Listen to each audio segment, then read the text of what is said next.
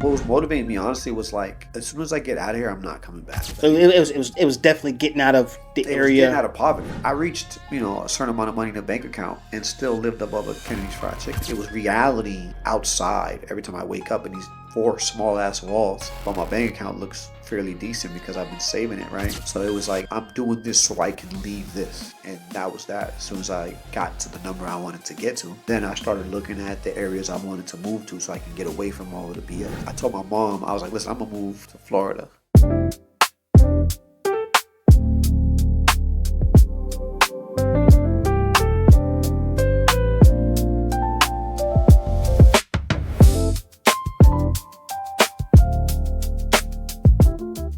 Hey, welcome everybody. This is iDash Podcast. I'm your host, Colin.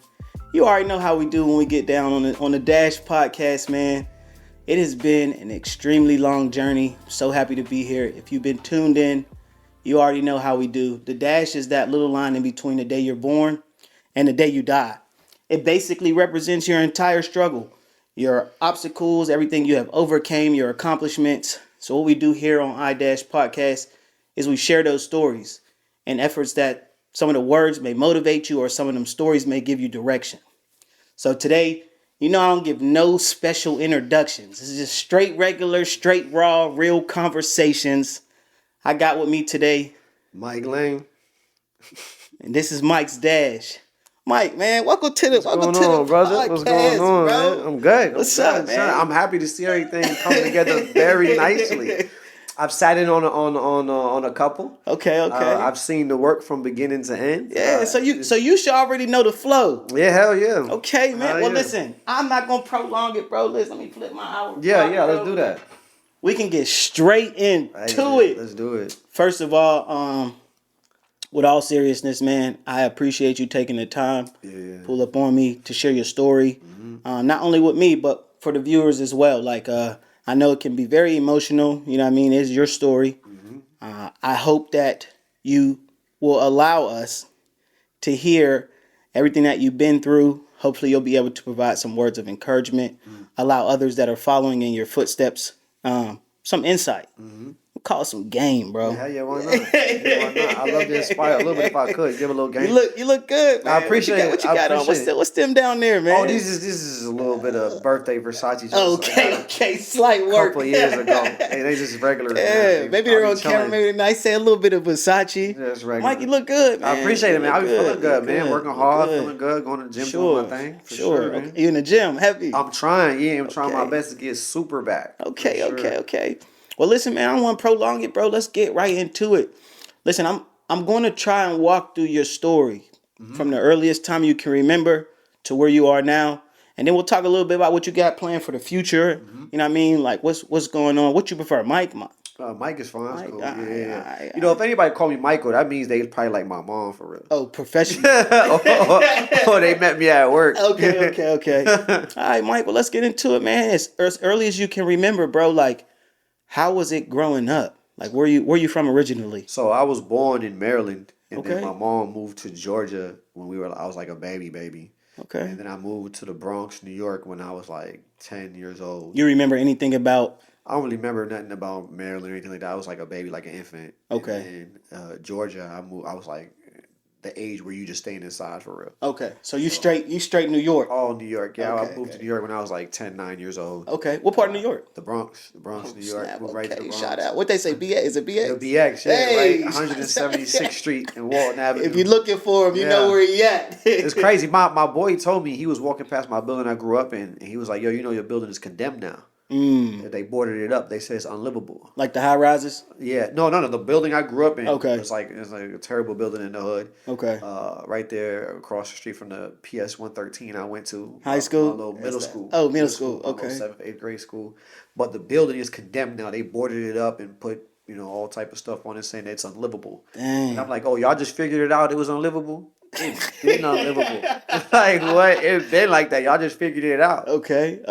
Yeah. So talk to me, man. Talk to me about the dynamics in the household. Like, what would you grow up? Was it I grew up as a single with a single mom. She's a Puerto Rican mother. Shout out to my mom. I Hey, love you shout to out to death. I Mom learned everything Dukes. I know from her for sure. Holding it down. She crawled so I could walk for sure. Okay, okay. I mean, she wasn't financially successful. She was a single mom, secretary and stuff like that. Okay. But I learned all my work ethic from her. I Okay. learned all my work ethic from her. I learned certain characteristics I still hold dear to this day.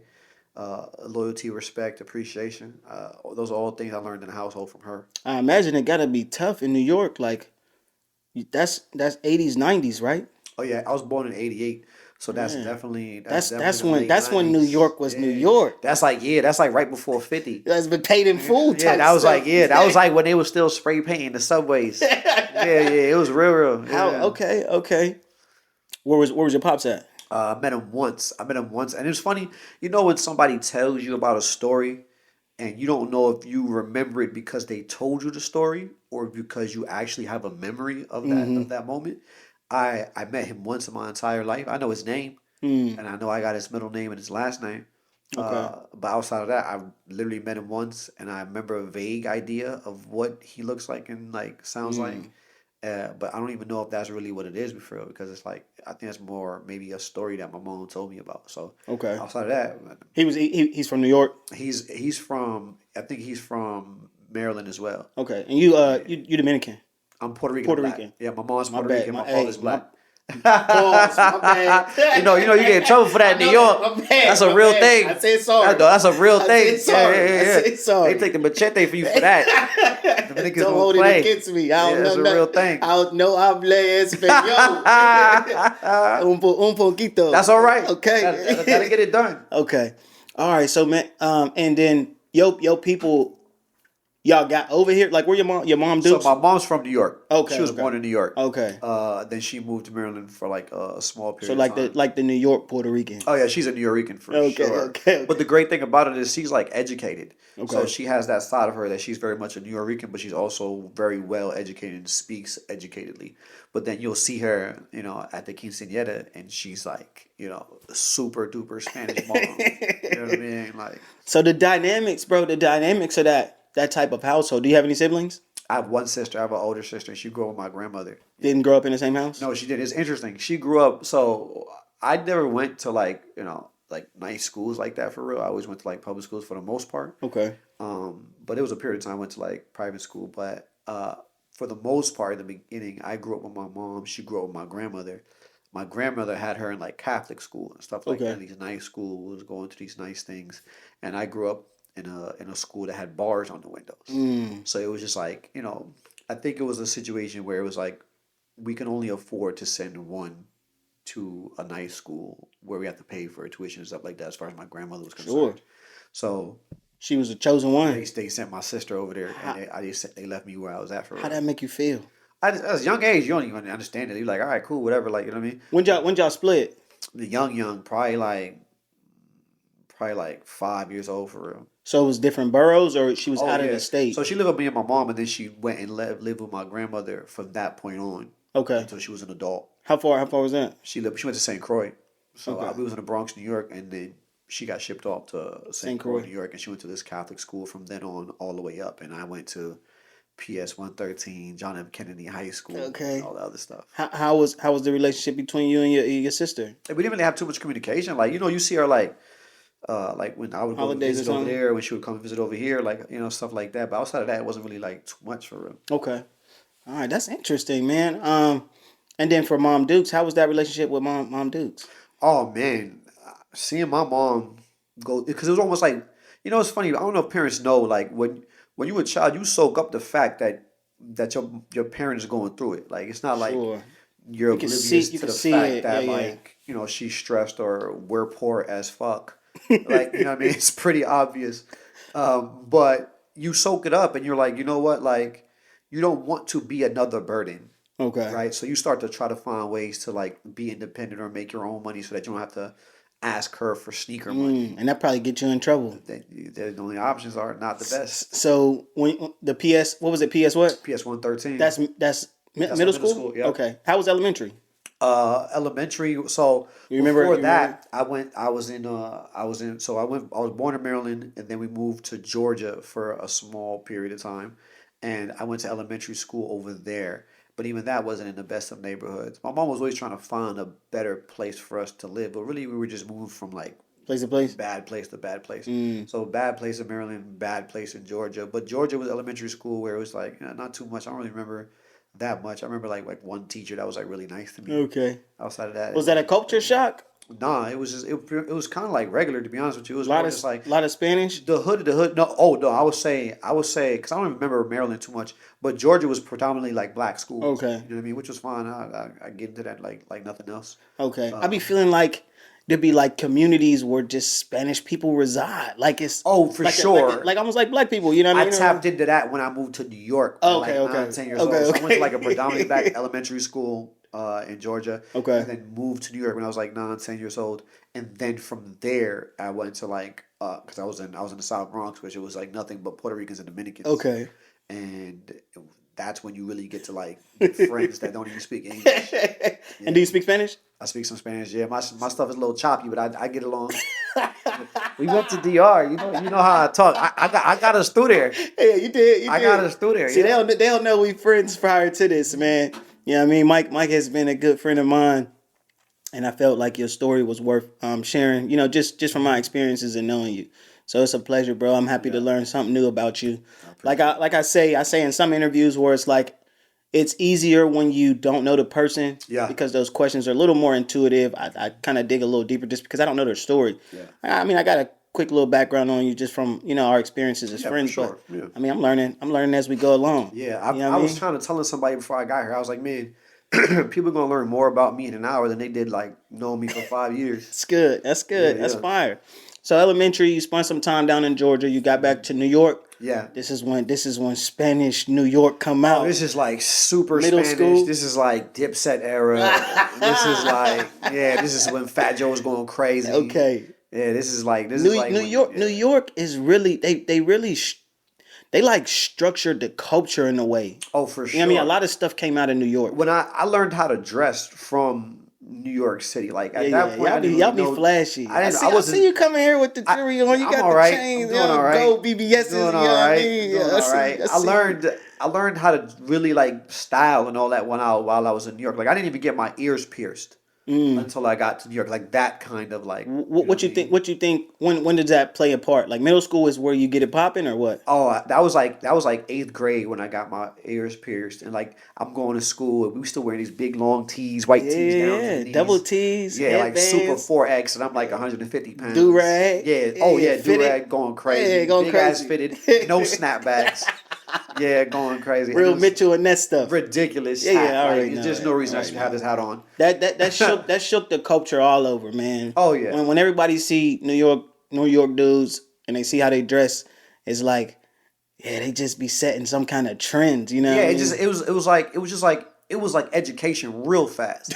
Like I was young, so I was like 9, 10 years old, and I learned real quick like what is what and like what I gravitate to, Mm-hmm. what pulls me towards it, what I actually like and who I am kind of thing. And from there it was like, all right, this is what we doing. Was you into anything crazy in middle school? Middle school not too much. It was more just like playing basketball. Like that was at the point that was like what I was doing, just playing Sports? basketball. Yeah, How was your grades? not the best. Not the best. Not the best. I was still like, it was like, it was like cool to be smart. It was funny because I was smart. Like I was able to like get like, I was able to pass while showing up half the time. So it's like, imagine if I actually showed up and cared. Sure. How you managed to show up half the time in middle school? Was your mom working? Shit, because Working? mom is working like 2 jobs. Sure. And I live literally across the street from Oh, school. you did say that right across So the as soon as recess let out, I'm gone. me and the bros is out of there. Right to the crib. Free crib. Free crib was a thing. What does that mean? Free crib, and like at that point was like, all right, your parents aren't home. You got the free crib. It's a free. Oh, okay. You and your bros and some girls could pop out to your free crib. And same free crib was like I was like popping bottles in the club at the time. Like I got free crib. I got free crib. We out. Yo, bro. The bros hit free crib. They like say less. Oh, okay. Girls hit free crib. They like bad. Say less. And you just bring whatever in there. You have a good time for it. And you gotta get out before mom lose control.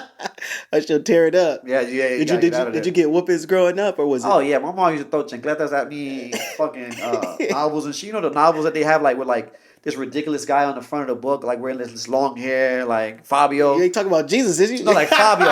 It damn near look like Jesus. Fabio book thrown at you when she get mad, like Okay. yeah, all that. Like I had a real Puerto Rican mom that did not play Was she that. was she religious, Catholic? Or? She was super religious. There was more pictures of Jesus in the crib than it was me. Okay. Candles You and would have everything. thought Jesus living here. Candles is a thing, right? Yeah, for sure. Okay. Candles, pictures of Jesus framed everywhere. You like, damn, bro, I live here too. Like, who is this guy? Did y'all go to church? Yeah, she would take me to church a little bit. Like, she Okay. would go to church like more than I would. Like, she was like more involved in the church, and she always used to leave it up to me. Like, she didn't force it on me. Like, Sure. obviously, I was religious. I was Catholic growing up, Okay. and all of that kind of stuff. But like, she was more just like, hey, do you want to come with me? And I don't want to go. I got basketball sure, practice. You find an excuse not to go because you're just young and you just don't want to be sitting down for like an hour and a half while bro was up there talking whatever he talking. Yeah. So I didn't go as much as probably I should, but it was more so like, you know what? Nah, I'm good, ma. Okay. Yeah. Okay. So then, as you make it through, you say you make it through middle school. How's high school? The beginning. Oh, high school Because that's a pivotal point in a lot of people's lives where you learn your identity, you catch your swag, you probably into girls. Yeah, oh yeah. Did you have a girlfriend? I did. In middle school? I did. At middle school, I didn't have a girl, right? I went to middle school in New York, and I obviously went to high school in New York. Middle school, I didn't have a girl in New York. High school, I had a girl in New York. I don't want to say her name, but she's a dope girl. Leave her out then. Leave her out then. She was a nice girl. She was Dominican. Okay. Dope girl. She knows she is. Shout out to you. But I got to middle school. I remember the first thing I thought of when I got to middle school. Well, my high school was crazy. I was like, it was John F. Kennedy High School, and they had it was like a strip to walk down to get to the school, and people would get like stabbed on the strip and stuff like that. Yeah, and I Was it was security and stuff in high school? nah, no, the security you just get got on the strip. Because in New York, it's just just school roads. is on a So it's a big school, but to get to the school, it was like 3,000 kids for real. Okay. But to get to the school was a strip. So you had to walk the strip to get to the school. That strip was where to get down at because okay. you seen the op on the strip. It's what it and is. this is early morning. They outside. This is like 8 a.m. Yeah. You didn't have to go through metal detectors yet because you didn't get to the school yet. So you got whatever on you.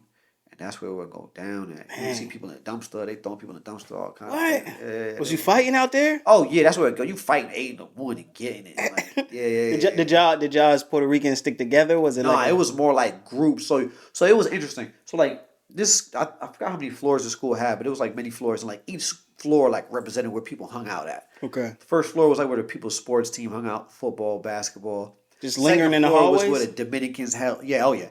The second floor was where all the Dominicans was chilling at DDP. That was like Dominicans don't play. That was their own little game. And then like and then like different floors and stuff like that. So you just hanging out with where you fit in for real, regardless of nationality. But so nationality did play a key for the most part. Okay. So if you're on a sports team is like mostly Spanish and black. So you would have a mixture. You say play basketball? I played basketball. Yeah, Was you good? I was alright. Yeah, Don't give me the story yet, cause they gonna see you, Mike. Yeah, I was alright. I got a little scholarship and all that. Okay. Yeah, I went. So, anything major happened in high school? Man, interesting. That was my first girlfriend in New York when I got problems with maybe like my sophomore year. I think probably sophomore and junior year. That was a good time. That was like when you get introduced to like what that other side is like. Like you never know like where you at in the pecking order until like the other gender really show you like in the like, pecking order. Yeah, like explain that. like is girls feeling you or not? Okay. Like, you know what I mean? And then you like see like type of choices you get. You like, all right, like my first opportunity in high school, like when I'm like walking around, I'm like, damn, there's like so many girls in here. But it was like so much different from your block. Your block is just like this one little area. Mm-hmm. Then you get to high school and it's like 3,000 kids. Mm. And then you get to meet all these different girls from these different places. And then you see if you getting love or not. Was you getting love, Mike? I was doing all right. And so you realize like, oh, I'm doing all right. Like, that's what's up. Okay. Mike said he was doing all right in high school. Hey, so despite sports in high school, you played sports all through high school? Yeah, so I was playing sports all through high school, but I didn't get on the team until like my sophomore year. Okay. I didn't play no minutes my sophomore year. I sat on the benches just watching niggas play for real. And then my junior year and senior years when I got real minutes and played, and I was able to like do my thing a little bit. Were you like conditioning, or did you go to like because I think of high school sports, right? I played sports in high school as well, and I never really like worked out or took it Yeah. serious. Like I Yeah. just had a God given gift. Like I just showed up. Yeah, yeah. Almost You like do your Booby thing. Miles. Like I just Yeah. show up and I'm good. Like were you into I did fitness zero or not? conditioning. Okay. I was just fast AF. Okay. Like I was like I remember we used to do races, Mm-hmm. and I would be like first or second on the team in Oh, races okay. from like my sophomore year. Sure. Like I was always like fast, like just super fast than anybody else. Like they tried to get me to run track, and I was like, no, I'm not running track. That's lame. Like, you know what I'm saying? But then it was like on the court, I could do that. Like, you know what I Sure. mean? Sure. So then I actually realized like how to utilize that on the Okay. court. And so I was able to utilize that my junior and senior year. And then I was like, that's when I started like cooking up a little bit. Outside of high school, who was Mike? Oh man, that's interesting because inside high school I was Mike Lane basketball team Sure. Kennedy Knight, right?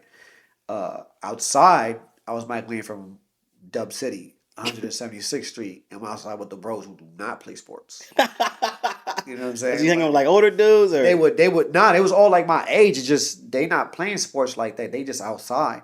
what that mean Like though? they would come For to my those who don't games. know, what do outside Like they was, mean? you know what I mean? They was making money. Okay. They was doing things you probably not supposed to do at that age. Real New York stuff. Getting into real, not so nice things. Okay. But that's who I grew up around. Like to everybody else, it was like them is the wolves. Mm-hmm. Like people you stay away from. To me, these is people I grew up with. I used to play handball with these people. Mm-hmm. Like they've been to my house. They ate my mom's cooking. I've been to their house. Yeah. They ate their mom's cooking. Like I slept on their floor. They slept on my floor. Did you fall into any of those traps? I mean, great. So every once in a while, you got a little extra time, you be out there and you get into a little stuff here and there for sure. But basketball really took me away from it because I was like always in practice or always had 2 days. Sure. Always had a game on Saturday or practice on Saturday. Keep whatever you the case keep may you be. out. So I would always come back and they would tell me about what happened. This, that, and Okay. the third. But also, there's days where you don't got stuff going on and you outside hanging out with them, and it is what it is. Shout out to it is what it is. I think everybody knows what that means. Yeah, I mean, it is what it is. It's so funny too, because like you realize, like as you grow up, you're like, that's the silliest thing in the world, like fighting Yeah. over blocks that ain't yours. Sure. But People don't even own it.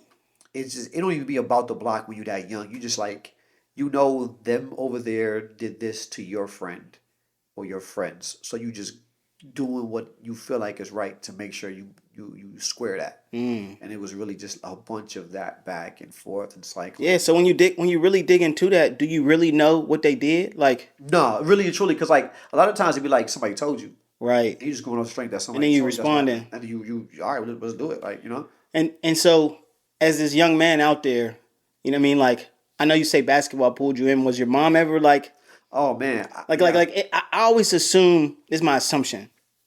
I always assume that as a single mom raising a young man, she's faced with challenges, you know what I mean? Oh yeah. I don't know if that's a capable thing. I see women do it all the time and they wind up producing, you know what I mean, amazing children. So I know that they have the capability, but I wonder, like, for you, did you ever feel like you were missing something, or you ever, you know what I mean? Like, you grew up without a father. I never felt like I was missing something. Like it was like almost like natural for me to not have a dad. Also, Because it was normal. It was normalized. Also, like the neighborhood, like there wasn't many 2-parent homes. Like all my dogs was getting raised by their moms or their grandmother. Okay. And that was it. Like Okay. it wasn't a lot of dads around for real. Okay. So unfortunately you learn from male figures in the neighborhood, and they probably wasn't doing the best thing.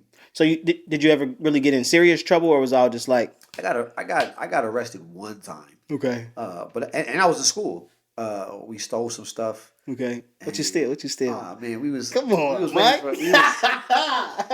we was waiting for basketball practice. So like, all right, at the end of the day, you go into this like little study hall. Hold on. I'm not the feds. Nah. Hey, he paid it back. Listen, he served his time. Yeah, I already did what I was supposed to do for that. They can't come back. Yeah. You're supposed to be in study hall. All right, we in study hall, but like we hungry. We ain't got no money. We like literally hungry. So we go upstairs to like the lunch area, which is like locked off. We break in. We steal food. Okay. Like literally like grandma cookies. Yeah. Like, Cafeteria food? Literally. Oh man. Bread and some money, but Okay. none of anything substantial. And security guards went crazy. They called the cops and they was chasing us. And I was hiding in the bathroom stall. And my bro, I'm not gonna say his name. He know who he is. He was in the stall next to me. And when the security guards came in, got his ass, and then took him outside the door bathroom, but I could still hear him.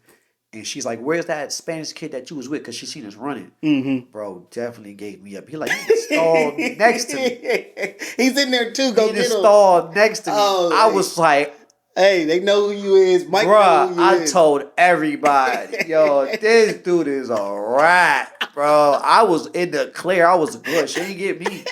Was your feet up on the toilet? Bro, I'm standing on the toilet like this, holding on to the walls.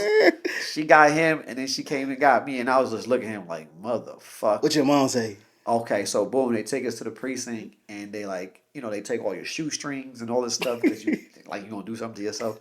But it's funny, we was only in there for like a few hours, but we young, we like 14, 15. Sure. So we in there doing push-ups, Like I'm about to dips, say, like we doing a real bid. Like y'all all together. all of us, they put us all. It was like 7 of us in there, like the 7 they caught. New York Like, is crazy. New York is crazy. and we was in there lifting, like we were lifting weights, like we going crazy, like it's a we really in the box for real. We really just in a holding cell together, all teenagers, 14, 15 years old. And so then that was funny, whatever. But then my mom came to like pick us up. They called our parents to come get us and stuff. And seeing her face when she came got me was like, fuck, like I messed up. Because like she's the one person that like believed in me and was always saying, way before I became successful or whatever, she believed in me in a way that's very easy to believe in me now. Mm-hmm. She believed in me like that back then. Like whatever it was, she saw it. Mm-hmm. And to see the one person in my life Disappointed.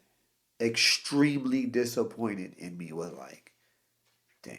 Yeah. Like I fucked up. If you could tell somebody, you know what I mean, like 15, 16, that feeling, what did it really make you feel like?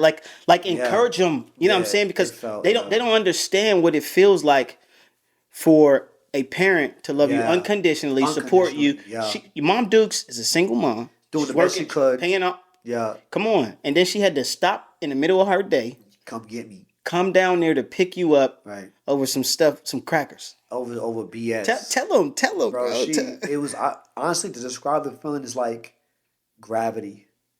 It's like gravity pulling you down to earth, where it's like from your gut, where you like, damn, like the one person that believes in me beyond a reasonable doubt is like crying, and you feel like the one person that believed you no longer believes in you.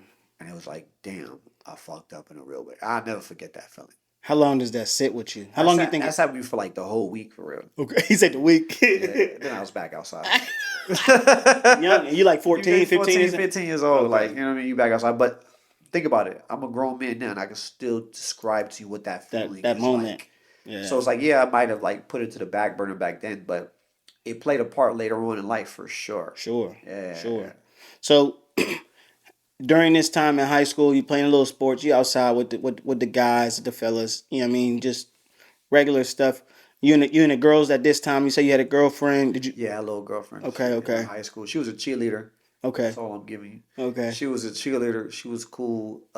We used to hang out. Like, y'all not into driving in New York, right? Nah, I mean, you young. Like, oh yeah, you young. You still taking the train. Okay. Like, I didn't get a car until I was like everywhere well is train. High school. Okay. Yeah, everybody's on the train for real. Okay. It's a monopoly. Like, even to school. Yeah, to school. Yeah, to school. Like, you'll see like 10-year-olds going on to school on a train. Like, by themselves. Okay. That's just how it goes out there. Everybody rides a train. So I would go to school with like a bus, the school bus back. Okay. We would hang out after school or whatever before I have practice and nothing crazy. You around a lot of family, or like is y'all segregated? I had some family out there, but it was really just me and my mom for real. And that's kind of why when she felt disappointed, it was like, damn, the one person that believes in me. Like, you got to think about it. At this point, they already sent my sister to St. Croix. Right. Because for whatever reason, they feel like, give her the opportunity to do her thing. And I'm here with her. And the one person that's here with me that believes in me is now disappointed. It's like, that's a hell of a feeling. In high school, when did you start thinking about, like, what age do you start thinking about what you want to do next? It's interesting. So I took the SATs. That's probably my senior year for real. Okay. I took the SATs and I did really well on it. Good. And it was like, it didn't match my grades because I was just like I knew I was smart enough just to do enough just to pass. Just to get by. Yeah. Like in New York, all you need is a 65 to pass. The class? The class. So I would do just enough to just Get pass by. the class because I could do all the BS outside of that. But I then took the SATs, and the SAT score didn't match the GPA that I had. The grades. The SAT was like I remember I brought the SAT score to my coach, and he was he was like shocked. I never forget the feeling. Like even as an adult, I still remember it. Like he was like you this is you. Mm-hmm. I'm like, yeah, I just took it one time. This is what I got, you know. And I didn't know what was good or what wasn't. And it was like a hell of a score, like elite. And he was like, oh, we could do something with this. And I was like, okay, It's a senior year. yeah, my senior year. And so it was more like, yeah, I was smart. It's just I was just into all type of BS, so I didn't pay enough attention or do enough in school to show it. But the moment you have to sit me down for whatever amount of hours it takes the SAT, I'm gonna knock it out. I'm gonna do my thing. And so I did that, and it was like, and that was like with no preparation, Why'd you bring the scores to your coach? because you're supposed to bring them to them as far as like going like college, like going Okay. get into the schools. Like there's a couple of schools that was like interested in me, but you need your SATs to like show Okay. what you got going on. So you know they were concerned that my grades were not going to show enough to get into these different schools, and I brought him SAT. He was like, "Shit, we need to be reaching out to different schools." That's what you did? Yeah, yeah. So he reached out to a bunch of different schools. Like, Okay. hold up, like you qualify for like a lot more than what's going on right here. So you know, a bunch of reach out to different schools, and then like that's how I went from there. You did you get a scholarship or what? So I got a scholarship, but first I went to Manhattan College, and I got a scholarship to go over there. But first I went to BMCC, but that's because of the money, like they gave me like a partial scholarship to go to Manhattan College at the time, and I was like I didn't take that because it was going to be like too much money, and I knew my mom didn't have it. Sure. So I was like, all right, let me go here first, do my thing over here, and then go over there, and that's how I went. Did your mom push you towards the college route? Like Oh what made yeah. you decide that? So my mom was college educated. It wasn't like she didn't know her thing. Like you hear my mom talk, she talks very proper, Mm-hmm. very educated, like a career woman for real. Okay. So she was definitely pushing that. Also, it was very obvious to me from a young age, if I'm going to make it out of this scenario, I'm gonna need college, right? Mm. Like I can't do anything outside of college that's gonna financially put me in a situation where I can elevate myself or the people around me. Mm. So it was very obvious to me from a young age. I need to get an education in something that matters. Do you feel the same way now today? Oh yeah, for Because sure. that's like a controversial topic. Because people was like, it's better off to get a trade. That way you never go without work. You know what I mean? Oftentimes misdirected youth, they go to school with no direction. Yeah, They wind up getting in debt. They wind up getting a degree in mass communication. that means you're choosing the wrong career. Okay. That's all it is. Okay. I think you're going to go to school. Don't fuck around. Choose something that means something. Mm-hmm. Don't sit there and do something because you think it, sounds nice or I don't know. No disrespect, like you gonna be art dancing or some shit. Like, all right, cool, bro. Sounds good. Like no, get something that's gonna actually financially mean something. Okay. That when you get out of school, this degree puts you in demand. Okay. And that's the mistake I made in the beginning. Like I got my bachelor's in business management. It's a very broad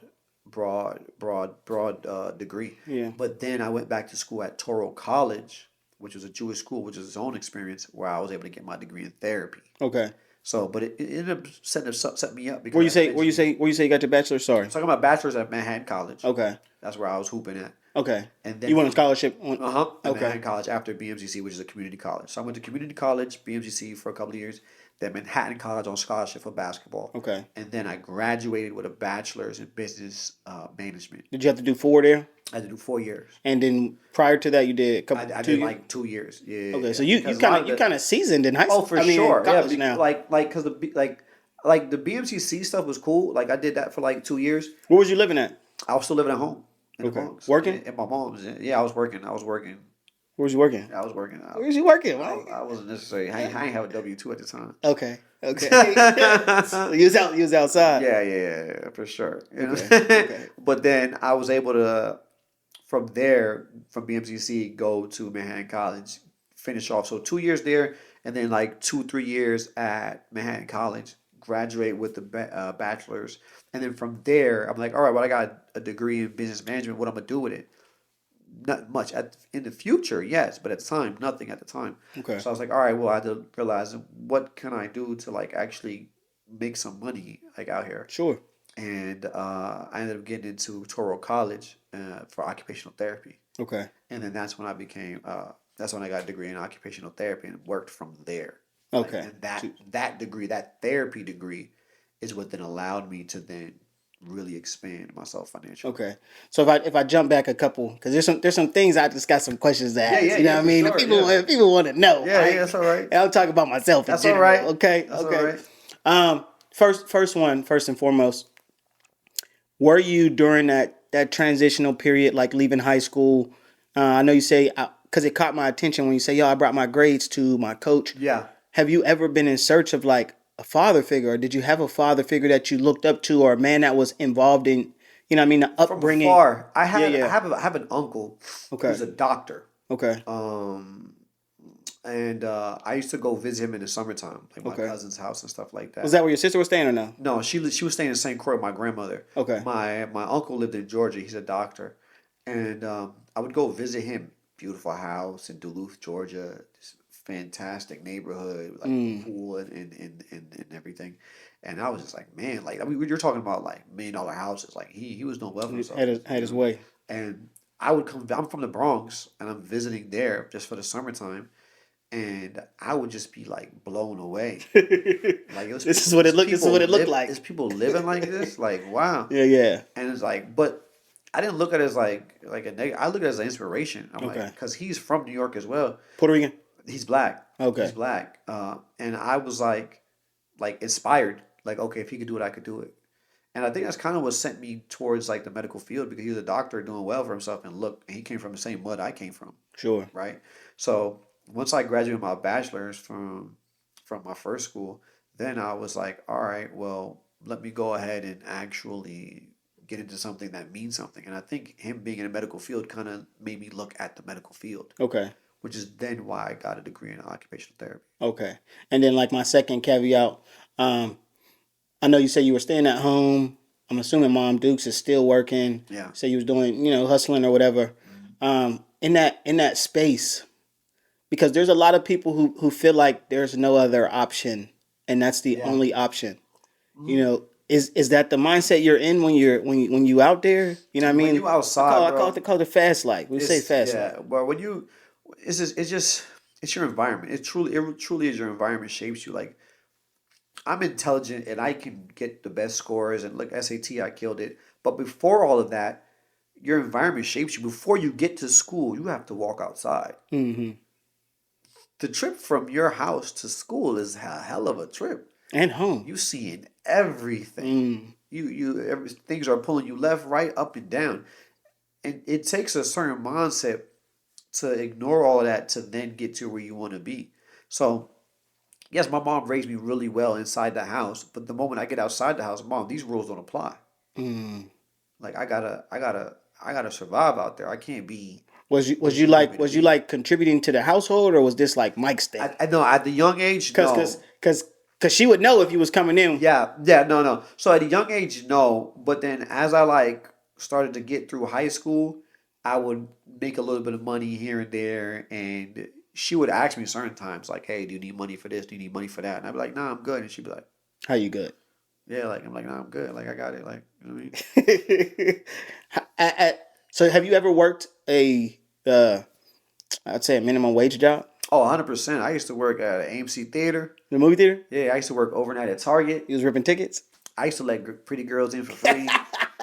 I used What to. period? What period of time is this? Oh man, this is summertime. So this is like summertime when I was like High school time in or high school? school. Okay. So in high school time, sometimes in the summertime, this is when I would go visit my uncle. Okay. This is when I would get to see Georgia? In Georgia, this And is get when I a would job down there? I got a job down there at That's MC Theater. fire. All my cousins used to work at the MC Theater. Okay. So they got me a job in there as well. Okay. And I would go there, and that's when I would stay with them. That's when I got to see what it looked like. So I went from the Bronx to this really nice house, this really nice area in Georgia, and it's like, well, goddamn. Yeah. And then I'm working at the MC Theater, and I'm just like, damn, like, So all right, so it's possible. do you think people need to see motivation in that type of upbringing? It's tangible. I was able to touch it, Okay. right? Like I was able to touch it and be like, no, no, no. It's a bigger world outside of what we know, y'all. Mm-hmm. And I was able to take that mindset back to the Bronx Mm-hmm. and be like, all right, I'm trying to get there. Right. right? But you watching something on like MTV Cribs and stuff like that. It's like, all right, cool, looks good, sounds good, whatever. Those guys are who they are. It's like it's almost unreachable. Right. But when you go stay with your uncle, and that's how he has set himself up, and that's how his family is living, it's like, oh no, this is real. You could get here. Hmm. You just gotta find a way. For people who don't have that summertime release Yeah, and they trapped in that, I won't even say trapped. Their environment is what you grew up in. yeah. What would you tell them? You know what I mean? I'd say you gotta find the motivation within yourself. Okay. Because even though I saw that, that doesn't mean anything unless I was already motivated within myself. Right. I was already motivated within myself, so I was like, listen, I got to see it. The motivation is there. Now I'm gonna get it. Okay. And so at that point, when I graduated school in the Bronx, I was like, all right, I'm gonna try to find a way to get there because I've seen that it's possible. Fire. Fire. So if we speed forward a little bit, I had to double back on That's those two cool. Yeah, questions. for I just sure, had bro. to check For in, sure. bro. It's just a Anytime. little check in. Yeah, I want to talk a little bit about college, man, because college is adulting, bro. it is. Like It is. you said, the community college you were staying at the crib. Yeah. Then you went off to Then I went to Manhattan College. Manhattan College. Which is still close. Like it was still like Is that still at the house or no? It's in Riverdale, but I was able to stay within the dorms and stuff like that. Playing. Okay. Yeah. So this is the first time out the house. First time out the house. Talk to me about it. It was different. It was different. You're talking about like It's 20 years old. It's a permanent free. What you call it? Free house. Oh yeah, yeah. What they say? It's What they a say? scholarship. Yeah, yeah. Is it the free house? Yeah, Am I saying it right? Yeah, your room and board. Okay. Room and board. Yeah, Okay. I was there. I had a good time. Okay. This is when you still going like parties, like a bit different, like Was you in the club?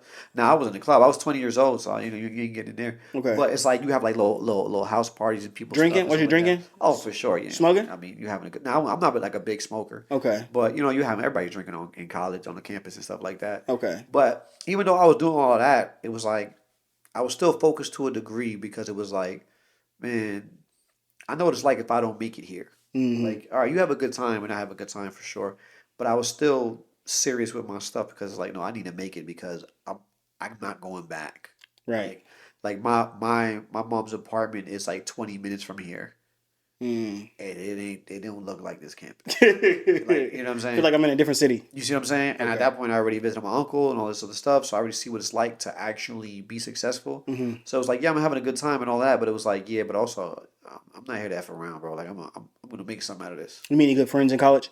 I did. I made some good friends in They college. say you meet lifelong friends. You got. I You did. got. I met some good lifelong friends, but also it's like you also go on different paths, right? Like you graduate and you end up going this direction, and I'm going that direction. You stay in contact and everything like that, but I wouldn't say I'm cool with too many people from college. Okay. I'm cool more so with people I grew up with in the Bronx, The that grew up in neighborhood. the same neighborhood. Day I grew one. up Them in. day ones. Yeah, like my Shouts out to the day ones. yeah, my friend. You met them. I met a couple of day ones. My friends was come visit me and stuff like that still, and Cause we here in Florida. yeah. For those of you who don't know, we in Florida. You know what I mean? And they from it's, Bronx, It's a but some of long them way live from New different York. places. It's a long way from this. That is Yeah. really clear across the country. Oh, for sure. Yeah, it's Yeah. it's a little bit of a ride, but it's it's love for me because it's like those are the people that understand me the most. Right? Sure. Like it's like they know me before any level of success. They know me when I was just Michael, the skinny Puerto Rican. Y'all kid the from same South age, y'all Bronx. grew up Yeah, all in together. the same, grew up in the same area. Like I said, went to their house. They came to my house, played sports outside, and got into trouble outside. All of the stuff that you do growing up, I did with them. Okay. So it's like I feel like they understand me the most. Also, We're- I feel like they appreciate the growth the most too because they seen it from the beginning. That's your tight circle, right? Oh yeah, for sure. So are you I mean, you say you still they always come visit, they always do those things. As you're in high school, you transition to college, are you still, because it's 20 minutes away, you still messing with the neighborhood? I'm still there, like, yeah, because I'm 20 minutes away. Like they come to visit me at Oh, school. okay. We hanging out. Every Sure. once in a while I go to the neighborhood, hang out with them. But it wasn't too much where I was always there. Like I Okay. always had a reason to leave. Sure. So it's like, oh, I got curfew. I got to get back Okay. to school, or I got practice. I got to get back to school. So it kept me enough out of the fray, Okay. so now I get caught up in too much. And then were there any major relationships in college? Oh, college, no. College, no. Like, you're like, oh, you meet your sweetheart in college. I did not meet no sweetheart in college. No. Like, I had a good time. Okay. And the girls were cool and all that. But I was so focused on what I needed to do that it was like, oh, no, I'm trying trying to make it for real. Well, so the only major relationship between elementary all the way through college was People I grew up with. I'm saying Oh, the girl in high school. Yeah, one girl in high school. That was my only girlfriend. Okay. I haven't had that many girlfriends. I only had like two girlfriends my entire life. Oh, word. Yeah. Okay. Yeah. If I make a girl my girlfriend, I mean it. Like it's like I'm trying to do something We like for real. that. Yeah. Okay. Yeah. So you getting your degree. You got your degree. You got the business admin. And then you went and got the physical. What was the So occupational therapy. So I occupational got therapy? my degree in business management, and then I went to Toro College, and I got my degree in occupational therapy, and then I took that, and I was able to actually then take steps financially where it was like I'm able to make fairly decent money successfully. Okay. So when you got that degree, you are still in New York. Yeah, for sure. Okay. I'm still in the Bronx. I have my own apartment at this time. You get the Uh, degree and then what? Like you walk across the stage. yeah. What's next on your agenda? Next on my agenda is making money. So in New York, it was just one of the type of places where it's like you gotta hustle, right? So I had like three jobs. Like I was working occupational therapy in like three different places. Before you graduated? No, when I graduated. Okay. Yeah, when I graduated and I'm actually able to work Okay. as a therapist, then I started working as a therapist What at three different what is places. that exactly? For those who don't know. So occupational therapy is working on like your ADLs, activities of daily living, grooming, bathing, dressing, all those type of things. And you are doing what? And so I was doing that in a bunch of different hospitals and skilled nursing facilities. So like what do you do? Do you treat patients or Oh, you're you treating patients all day. Yeah, you're waking them up. They hate that you're waking them up. You're waking Okay. them up. You're helping them with their range of motion. You're helping them learn how to get their upper body strengthening back, their balance, Okay. a bunch of different So you things. big into fitness? For sure. Yeah, Okay. yeah, yeah. I think it's difficult to be in that kind of field and not take fitness serious to a level of degree because you see what it's like when people don't have the opportunity to be at Mm. that level. You know what I mean? Okay. So you're gonna, at the very least, work your way up to try to be okay. Was basketball didn't go anywhere after college? Also, basketball just got me through school. Okay. Like that paid the tuition. Okay. So then that paid the tuition for me to get my business management You degree. realized you wasn't LeBron. Yeah, that wasn't gonna be it. Okay. Yeah, like that was just enough. When you think you figured that out? Oh, probably like in high school.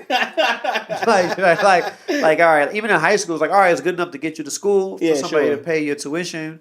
But all The right, chances that I'm going. even that, like I went to community college, did my thing there to get my grades better, and then got the scholarship to Manhattan College, and then from there, I was able to get a degree, an opportunity to go to Toro College, Okay. and then from there, you just do your thing. Okay. So it was like school, school, school.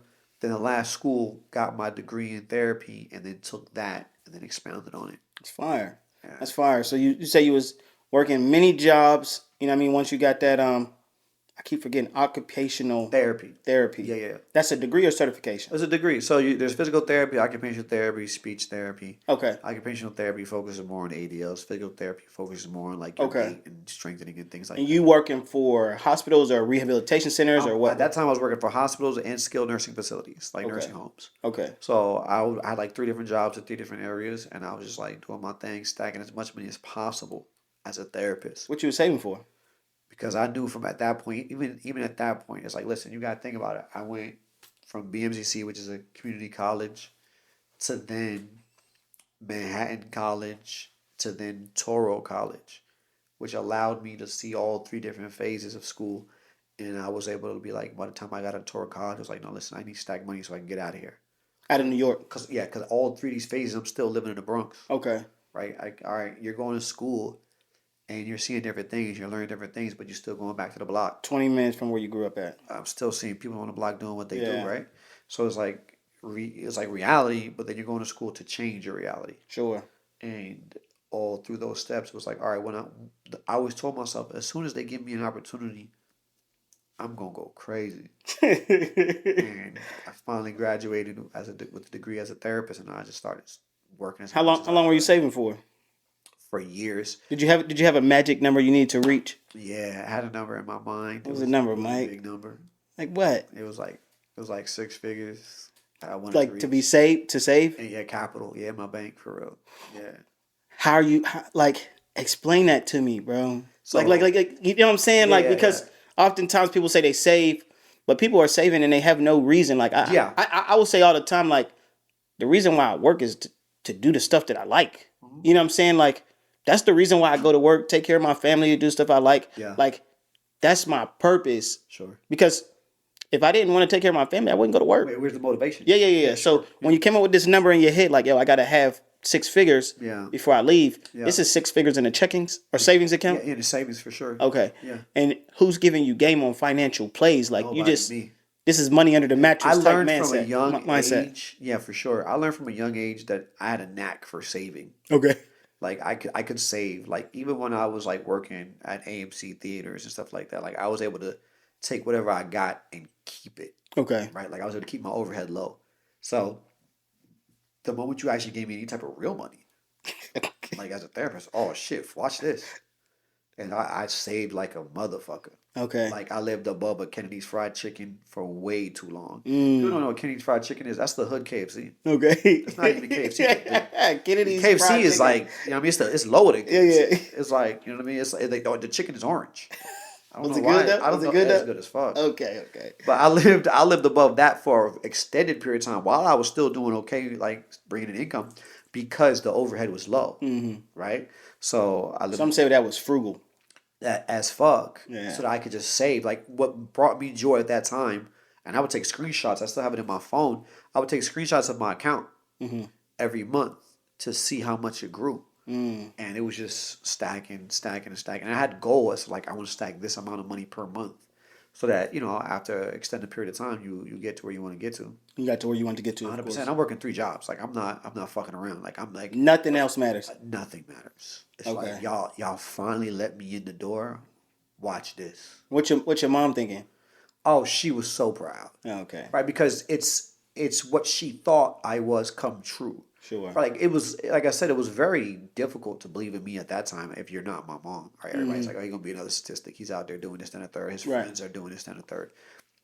Once I actually showed that belief she had in me mattered, and it was like, no, watch, I'm gonna show you that I could be exactly who you thought I was. And she was just like so happy for me. Like, That's fire. yeah. That's fire. Oh, hey man, I'm glad that you keep that direction and that motivation. What outside of like just money driving you, what else motivates you? You know what I mean? Like during that space, like when you look back on it, like what else was motivating you? Like I was like, what was motivating me honestly was like, I'm as soon as I get out of here, I'm not coming back. okay, Like so it was definitely getting out of the it was area. getting out of poverty. Okay. Because even like you got to think about it. I reached a certain amount of money in a bank account and still lived above a Kennedy's Fried Chicken. So it was like it was reality outside every time I wake up in these four small ass walls, but my bank account looks fairly decent because I've been saving it, right? So it was like no. I'm doing this so I can leave this, right? And that was that. As soon as I got to the number I wanted to get to, then I started looking at the areas I wanted to move to so I can get away from all of the BS. Where was they at?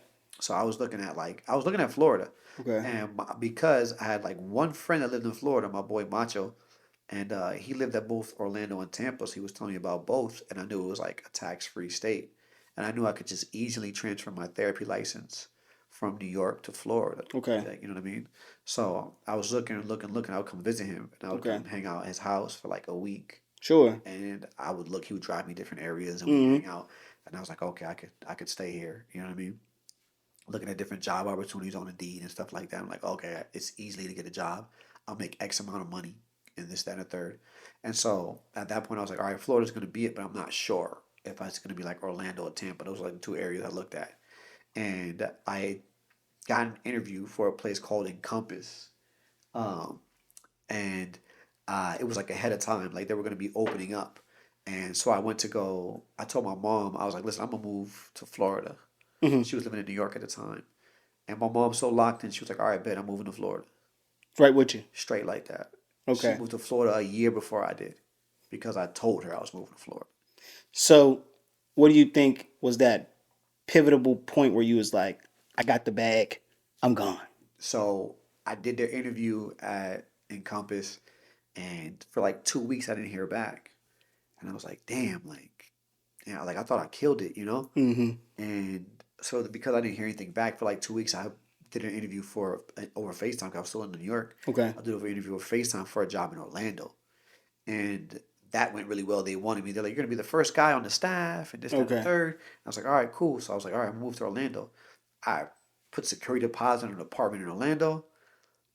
It's a really dope apartment complex. And I had my car being shipped to Orlando. Like I had it scheduled to be shipped to Orlando because I had an apartment. I was gonna have it shipped to the apartment, and I already had the job. And I signed the paper and everything, the agreement. And then I was packing up my apartment in the Bronx. I was gonna move like literally like 2 days Okay. to Orlando, from Bronx to Orlando. And I got a call from Encompass, and it was a recruiter. And she was like, "Hey, sorry it took us so long to get back to you because it was like 2 weeks." Mm-hmm. And she's like, "But we had like hundreds of candidates, but I'm not supposed to tell you this. But the guy that is the director at the time told me when he did your interview that you were his favorite candidate, and that he had to have you on the team." And Mm. I was like, "Oh shit!" Like, so I told him, "Oh yeah, I agree. Like, send the offer over." Sure. And I was just sitting in my kitchen at the time with my sister, and I was like, "Yo, what should I do?" The one that The one that got sent to St. okay. Croix, she was staying with me at the time in New York.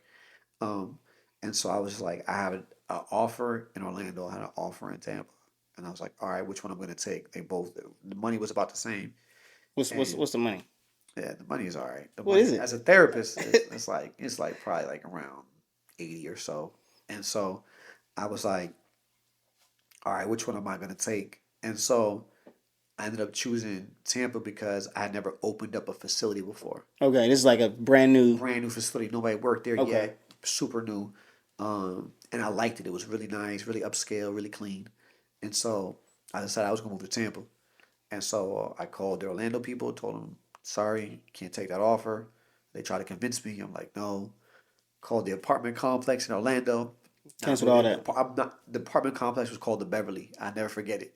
I was ready to go. Really nice, like a 50s, 60s vibe. Okay. Had to tell them I'm not moving to that apartment. They're like, well, you have to forfeit your security deposit. Yeah, take it. And I was like, all right, keep it. That's how much I was committed. Like, keep the security deposit. Okay. And so I ended up, instead of sending my stuff to Orlando, I had to go find an apartment to live in Tampa. And that's how you got here. Found one that night when I made that decision. Switched the direction, sent my car to that Tampa location. That's fine. Put everything I had that I could fit in a box in my car. Sent the car with the boxes, and then left everything in New York and just moved to Tampa. And you already had the job starting. I already had the job starting because it was like ahead of time. Yeah, It was like that's we're fine. opening up in like April or something like that. And this was probably like February or March or something like that. And I was Okay. like, all right, cool. So I moved like a month early before we get started. So I was here in Tampa like a month before I started working and started like setting up my apartment. Did I know you say you occasionally went to church and all those things as your mom brought you up Yeah. in the household. Did faith come into play for any of this? I'll be honest with you, not really. Okay. Not Sure, really. sure. It was more just like I have an opportunity here. Well, I have a blessing. I have two opportunities, right? Well, you say blessing, it got to be faith then. Oh, yeah, like I believe in it to a degree, and like I definitely believe in like a higher power. Like Sure. some of it is luck, some of it is somebody looking out for you somewhere, right? Yeah. So yeah, it's for sure a blessing, but it was more so like, all right, I earned this, Okay. right? Like I told you, it went from community college Mm-hmm.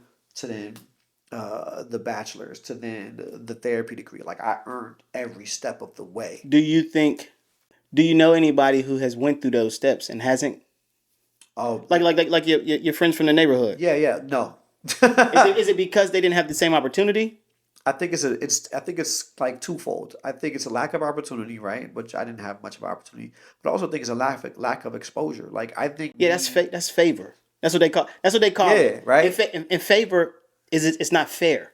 yeah, You know what I'm saying? Right. When you're favored yeah, by your higher, for sure. you know what I mean? When you're favored, it's not fair. I think I was blessed with an opportunity to Sure, go visit sure. my uncle in the Yeah, summertime. yeah. When you look back At hindsight, the time you're just going to visit your uncle, right? And Sure. he's a doctor. He has this nice house in Georgia. It's amazing, and you're like, oh wow, this is really dope.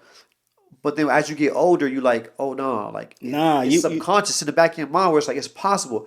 I seen something they never saw. Right, It's right. tangible. You can touch it. It's real. yeah, that's what I was getting at for sure. Right? They never seen it was real. Yeah, You watching on TV is nothing. To see Yeah. it in real life from someone you know, you're like, oh, I could do that. yeah. And so you come back with a monster like, watch this. That's good. Yeah. Yeah. So Sure. so here you are. You moved to Tampa. You got your car. It's packed up. It's loaded. Yeah. You got your job down here. How was that? How was that transition? You know, you left everybody. It's like That was kind of crazy. it's like I'm leaving all my friends, Everything I know. everything I'm familiar to. Yeah, you're right. Yeah. Listen, you got to give them some advice, bro, because this is where a lot of people get stuck, right? Yes. This is one of the highlights I like to highlight in you. Yeah. You made that transition, and that's what they call a leap of faith. It was. I don't care if you got the job locked in. You moving clear across the country Yeah. with just the money you got in your bank account, whether you saved it or didn't save it. You don't know anybody down here besides your mom, Dukes, and your boy you said was in. It was in Orlando. Right. And you're not even going to Orlando. I'm not even going to Orlando. You're coming to a whole new state. Yeah. Never been here before? Never been here before. Come on. Like, tell them how. You know what I mean? Like, what would you say to somebody to motivate them to make that leap of faith? I know what I have. And what I have is an apartment above a Kennedy's Fried Chicken. What do you do from there? Right? Like, are you saving a lot of money? All right, cool. But look out your window. Yeah. You look out your window. There's a train station I could throw a rock to. Like it was people, drug addicts outside still. Like it's like, no, this is not it. This can't be it. So, if you want to change your reality, you have to have unrealistic expectations of yourself, like an unrealistic like belief in yourself. Like people would tell you, like, "Oh, be more realistic." Why?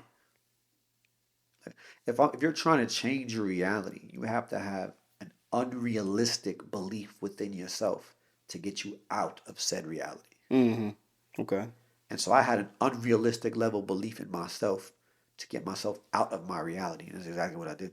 It's good. It was that simple. Like it's good. Couldn't nobody tell me no different. Okay. So as life transitions for you here in Tampa, tell me about it. So I moved here. I didn't know. Still no relationships. Didn't know anybody. Nothing. Didn't have a girlfriend. Nothing like that. What you doing for fun? Nothing. Nothing. Just straight work and coming home. Like I didn't really make a friend for like a year. Do you have any vices? Nah, like not really. Like I was now I smoke cigars here a little bit with the boys and stuff like that. I have drinks right now with the boys, all social. At the time it was just like I'm just not doing anything. Like I moved here. Any hobbies? I'm playing basketball, but even that, it's like I'm going to the park. Okay. Having a good time. I'm not really doing anything too crazy. So I'm just working and coming home, working and coming home, working and coming home. And then after like a year or so, I like made, because I'm very picky, like selective of who I want to keep around. You gotta think about it. I came from the South Bronx where like my day ones, we locked in from like, Pampers. You know what I mean? Yeah. So I'm not into just making friends just to make friends for real. And I made like one friend from work who was super cool. Shout out to my boy Lino. Okay. And that I was like, oh, we outside now. Okay. You got a road dog. I'm finally outside. like he been here for a while. Yeah. He's showing me around. I'm like, dude, let's go. He like, let's go do this. Let's go do that. I said, did you say outside? Let's go. I've been waiting to go outside for a year. Yeah, that's good. So now I'm going outside. I'm having a good time learning like the land of Tampa and stuff like that. And then as I get comfortable with him and like stuff like that, because he's from this similar environment I am from Miami. Okay. Then I started making other friends at work. My boy Casey and my boy Kev, this and the third. And then now we're doing different things. And now my boy Larry. And now we're created a natural, organic group of just like young black and brown brothers that's like doing their thing, just real organic and natural. Everybody from their own little world. But you come together and it's like, no, we are the same person, just from different spaces. Right. And so now you come, you hang out, you have a good time. It's like before you know it, you build a network. Yeah. That's key. Before you even knowing what a network really is. This person specializes in this person specializes in that. And I was able to recognize it. And I was like, oh, like we got something here. Like these are some good young black and brown brothers that's doing their thing, all from different spaces, all with their own specialties. But what if I brought us up together in like a real way? You know what I mean? And so I started like focusing on that a little bit and like making sure everybody that was like together and we was hanging out, having fun and doing things. And before you know it, now we're talking about doing investments together. We're talking about sharing specialties together. You're talking about pushing each other financially and motivating each other to become even more and more successful. My goal when I was in the South Bronx living above a Kennedy's Fried Chicken wasn't to be on vacation on an island by myself. Yeah. My goal was to be on that vacation on an island with my bros. And before you know it, I created a network of brothers. Okay. You know what I mean? And then now we locked in. Now we just doing our thing. You into any major investments and stuff like that now? So as you know, I do real estate. Okay. So when I moved here in February of 2021, I was just a therapist, but I had purchased my first real estate investment as well because I was like setting up the next play. Okay. Like, you know what I This is mean? all off the savings? Just all of the savings, right? So I stacked up a good amount of money where I could just go get property, right? Well, at least my first one, anyways. So I got my first property, my first investment property. It's a triplex. It's a three bedroom over two bedroom in Albany, New York, and it was a leap, but it was like, well, I've been working three jobs as a therapist this whole time. Mm-hmm. It took me that amount of time to stack X amount of money.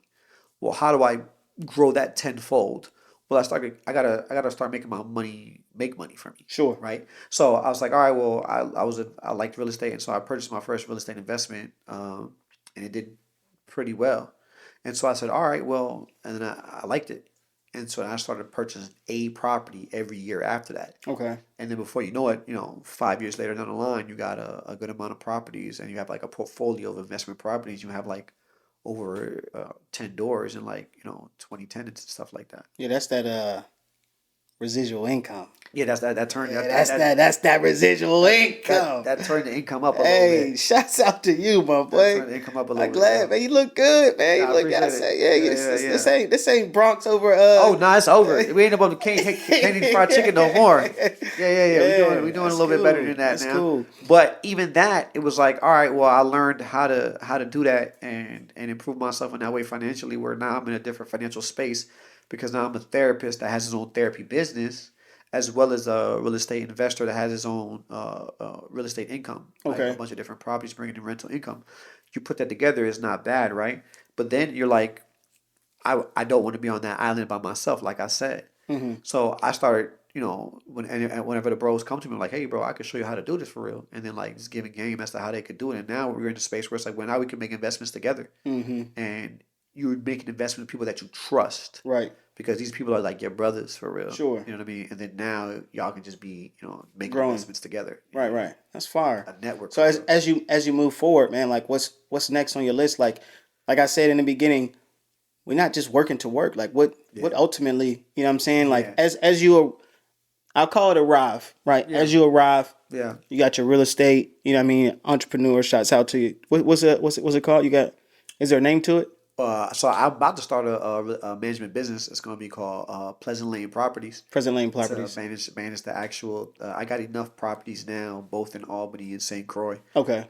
where I want to create a management business to manage them. So that's what I'm going to be doing because I got enough to where it makes sense Okay. to do that. So you're doing that, and then you got the occupational therapy going. Yep, Okay. And I'm assuming all that's bringing in some good paper. for sure. Yeah. What's next? The next move is making investments that take you to even the next level, right? Like I said, I created a network without even knowing it. I created a network of like good guys that are also doing well for themselves as Okay. well. And then now I realize, well, I trust these brothers like in my day to day. Like, let's do something financially where it makes sense. Hmm. So now it's like making investments with my brothers where now I'm not just changing my life or increasing my personal income. I'm also helping to change theirs and increase theirs Okay. so we can be on that island together. Sure. You know what I mean? So now it's more like looking out for the opportunity for that and then doing it Okay. for sure. You got any plans for any relationships, or is marriage or women or any of those things No, in your for future? sure. Yeah, like I believe in marriage. I believe in all that stuff, but I've always thought about it from a young age because I came from poverty. Was like I wanted to put myself in a financial space where I could give my kids and my wife, the woman I choose to be mine, and me be hers. I wanted to be able to put myself in a financial space where I could give them everything I never had. Okay. Right? So they don't have to know about that Kennedy's Fried Chicken. So they don't have to know about all the stuff that I had to do growing Sure. up. So that they can have a hell of a head start and, be prosperous because dad did okay. Do you got a space in mind? As Like far as what does that space look like? Is that 250? Is that 500,000 a year? Is that I think I'm in what's this that? space financially now where I can realistically keep an eye open for that woman to start that next chapter Okay. with. You single? I am single and Hey, listen.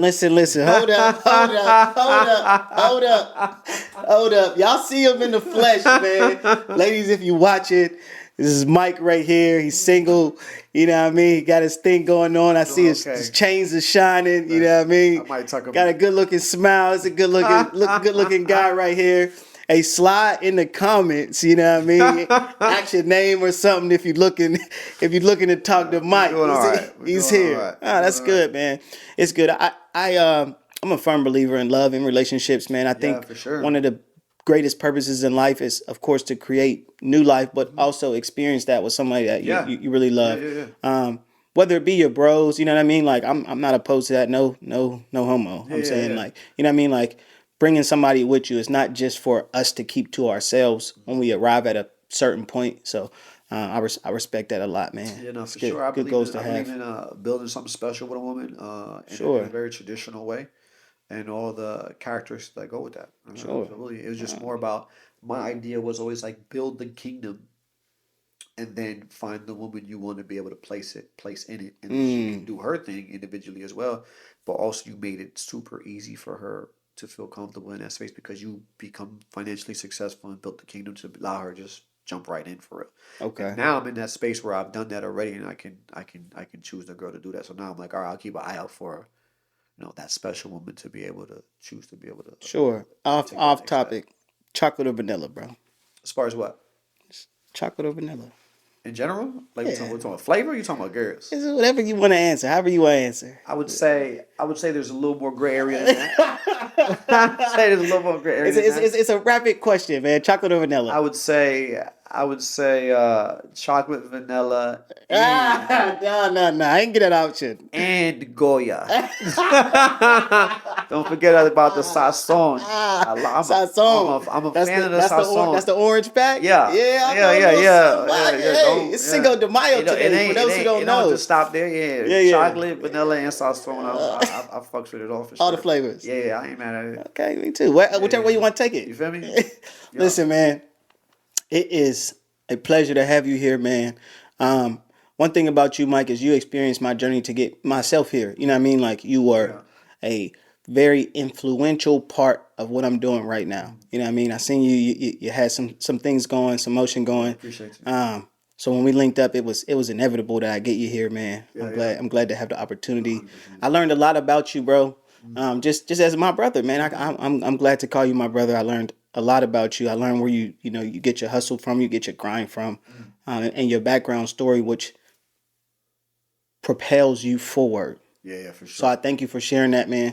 I thank you for giving those people like those words of encouragement on how to get through some of those challenging moments, how to take that leap in faith. You know what I Mm-hmm. mean? Like Mm-hmm. I say, oftentimes people get stuck in a cycle and they don't know how to get out of it. Oh You know yeah. what I mean? So from what you said, dig deep down, find that motivation, or find something tangible that you Mm. can touch. Mm. You know what I'm saying, to provide you that motivation. So that's Find a deep, way. man. Yeah, that's deep. That's deep. This last segment, bro. Before we close out, man. This last segment. I always explain it like a virtual. Mm. What's the joint at the funerals? The flyers, Mm. obituaries. The obituary, yeah.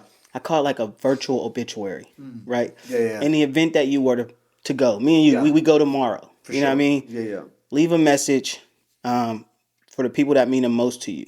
Almost like on the movies, I always explain it, and Tomb Raider always comes to mind. I can't think of no other movies, but Mm. I always go to Tomb Raider. Yeah. I think her dad dies, Okay. and she finds this little tape Yeah, of and him. plays the Yeah, tape, him and he's saying, like, speaking to "If her. you watching this, Yeah, baby yeah, girl, I'm yeah. gone." It's over. Yeah. Yeah, just this camera right here is yours, man. Speak to the ones that you love. You can share their name. You can say whatever you want, bro. Mm. Take some time. Um, Mm. Give them your heart. I think, man. I think I'm a living example uh, of it's no such thing as you can't make it, right? Like I came from the worst scenarios possible, the worst areas possible, and found it within myself to make something out of myself, and then not only make something out of myself, but then grow with the closest people around me. So I would say I would hope that the mark I left on this life was a mark of loyalty, a mark of ambition, a mark of respect, right? And I feel like when you're in a room of other people that are successful in X, Y, and Z, and they look at you as a guy that is to be respected and appreciated and has characteristics that they value because it's like a real person while still being able to do all these other material things. I think that's of value. So I would say make sure that you don't neglect those characteristics that make you you. Those characteristics that would make people appreciate who you are outside of the material things, because those are the things that count. And then if you're able to combine that with, monetary success, well then now you've reached a space where you're unique. You're a unicorn. And I would say I appreciate family, I appreciate loyalty, and at the end of the day, don't ever let anybody tell you you can't, because they don't know who you are. They don't know your struggles. They don't know what motivates you. They don't know what when you wake up what you're thinking of. They don't know the times you're just so frustrated because you know what you can do. You just haven't had an opportunity to do it. So what people say doesn't matter. What you say matters, and become whoever it is you are. I think the most beautiful thing about life is you create yourself. You build yourself. Nobody tells you who you are or who you're going to be. You can build yourself brick by brick. So build yourself to be the person you want to be and then show everybody else why they was wrong. Simple as that. Yes, sir. Yep. Well spoken, champ. Hey, listen, man. It's a wrap like a packed lunch. Y'all already know. Thank you for tuning in, man. Mike, I thank you for sharing My your brother. story, man. Yeah. Fire, bro. Yeah. Fire. We had a good time. Hey, y'all tune in for the next episode, baby. We out.